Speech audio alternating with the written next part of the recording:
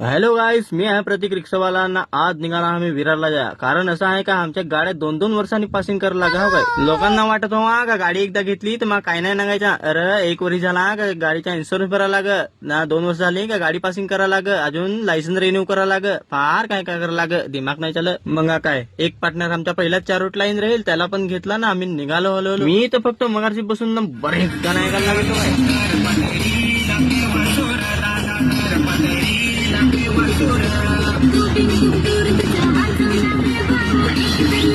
आम्हाला हो का हलका आठवला तुम्ही. हम आपण ना बरं लॅम्बोर्गिनी, आम्ही लॅम्बोर्गिनी तेव्हा रिक्सी तेव्हा गाणं ऐकतो. तिले घरी सुखी तू घराना मनोरला आलीस काय फोन करत जा. अरे घंटा ऐकतो, एवढी ट्रॅफिक लागेल त्याची गोट नाही. बसून बसून जीव तर चाबाला. असं काय करणं काय नाही. गडीवर बाहेर नाही, गडीवर वाकडा बसून, गडीवर तिकडा बसून, तरी काय जमत नाही. फायनली गोठी करतो तरी आलो ना, तर विराचे टॉलवर आलो ना, तर मोहर पालो ना, तर मग नाश्ता ना, तर चहा तरी पिऊ लागली. पोटात तर सुसली जो आडा. हिला सांग का चला लहाला फार भूक लागले हे ना. निखिलला मी सांग काय तू काय खायचास लवकर सांग ना, काय खायचास.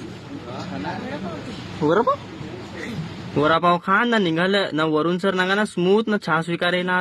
ये घे ना आला आम्ही विरारला लगेच 10 किलोमीटरला. खाली 10 किलोमीटर. आज मी घरशीच विचार करून निघेलो होता काय आज मला काहीतरी नवीन नागा भेटेल असा. नाही रेल्वे नागाने कसा एवढा मोठा डोंगर खसलवून ना 8 टर्नल बनवून टाकला. कमालची गोष्ट आहे. व्हिडिओ मोठा आहे. ये व्हिडिओला लवकरात लवकर सपोर्ट करा. पार्ट 2 तुम्हाला लगेच नागा भेटेल.